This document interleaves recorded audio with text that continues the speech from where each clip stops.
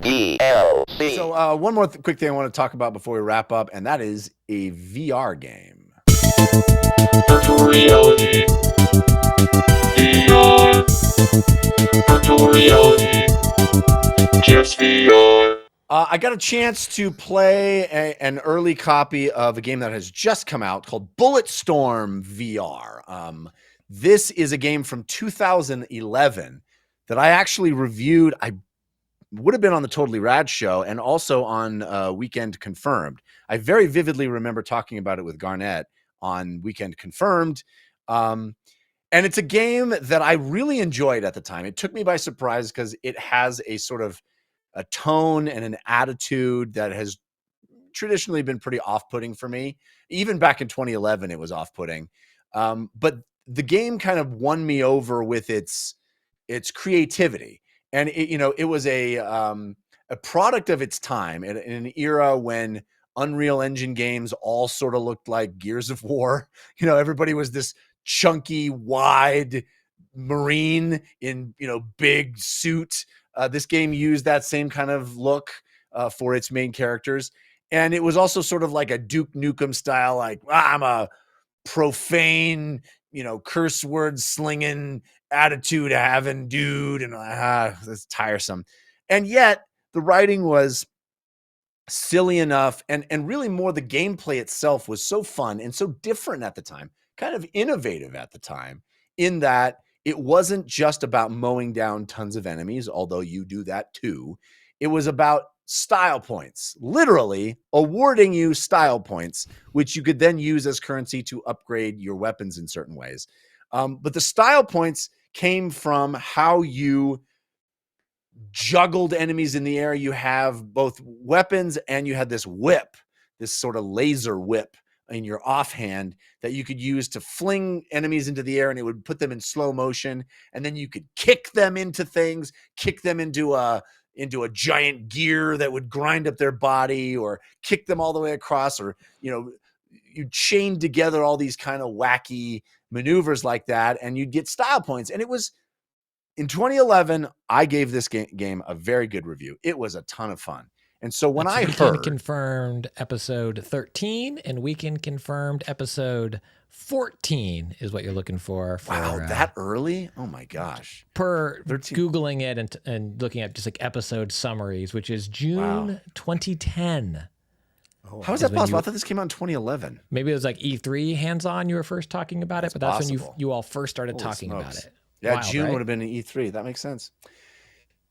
Another lifetime, Christian. That was a wee. Some people might have said that E3 was great. Amazing. So when I heard this was coming to VR, as a VR enthusiast, I was pretty excited because I love the idea of this creativity, and doing that with a mouse and keyboard or a controller is one thing, but flinging people around, putting them into slow-mo, kicking them, all that stuff felt like, this is going to be really cool in VR. And I am very sad to say, I don't think this was a successful project, bringing Bulletstorm to VR. There is some fun to be had in the creativity. It's still that gameplay loop works to a certain extent. I think there's been games in the intervening 13 years that have done it far better. A notable one is Doom, the Doom reboot in 2018, which just like takes that idea and blows it wide open, and you're just having so much fun.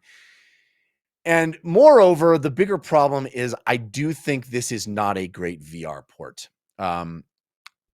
Just recently with Prey Dog's Universal Unreal mod, you can get, I think, very comparable results for games that weren't even officially made into VR.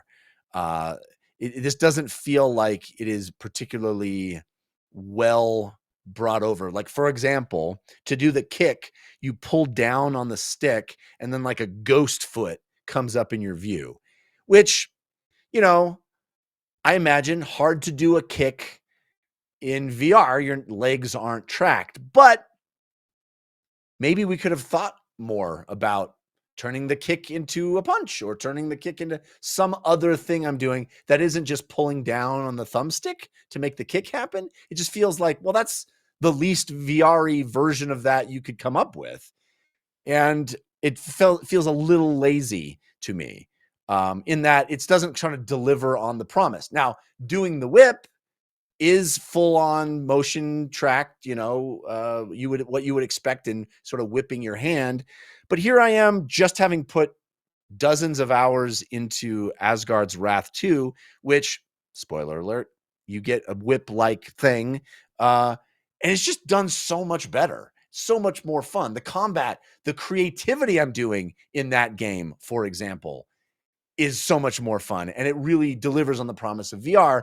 And here you're just like throwing bullets into a thing and, making it go in slow motion and throwing more bullets into the thing. And I mean, it really is of a different era when enemies are just bullet sponges and they break apart into those Unreal Engine chunks of meat. And it really feels dated, visually, extremely dated. I played this on MetaQuest 3 as a standalone game. I was given a code. I initially got the code as a Steam game because it's also on PC VR via Steam. And I thought, hey, I want to get those, beefy jeepy visuals. I don't want to get the standalone visuals.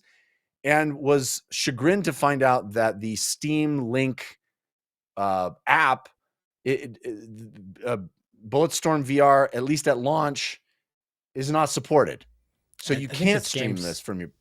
Had other issues at launch too. It seems like I think Yes, PlayStation there's had to glitches. do some stuff. And I hear the PSVR 2 version is. I did not get a chance to try it, but is very glitchy. And I'm told that it will support PC Link at some point. That they plan to do that post launch, but I literally could not get it to play in the headset streamed from my PC, which I didn't even think was a thing. I thought it just magically worked with all the PC VR games. I didn't know that games had to actually support it, because a whole bunch of games that have been out that didn't get new patches just work. So I don't know what the deal is with that, but it doesn't work. So I then got a second code to be able to play it in the headset standalone, and it is an ugly game. I will say that. And it's unfortunate to say. It's cool to be in this world in VR, like just how it is to just be in VR is cool, I think. But the textures look bad. And again, I'm playing standalone Asgard's Wrath 2, and it looks, I think, miles better than this game. And now, to be fair, this is a 2011 game or 2010. I don't know, whatever. It's an old game, but it bums me out that there wasn't more done to sort of improve the visuals. I feel like the MetaQuest can do better because I've seen it. I've seen Red Matter 2 on standalone Quest 3 is gorgeous, like incredible looking. And it felt like nobody went in and redid these textures. It just feels like shovelware. It feels like a kind of lazy port to VR, and it's a bummer because that's not what VR needs right now. It needs, proof that it's worthwhile. And so pretty much across the board, hard for me to recommend Bulletstorm VR, even as somebody that loves VR and thinks that most games are better in VR than they are on a flat screen. This one just, it fell pretty flat for me, and I'm sad to say it.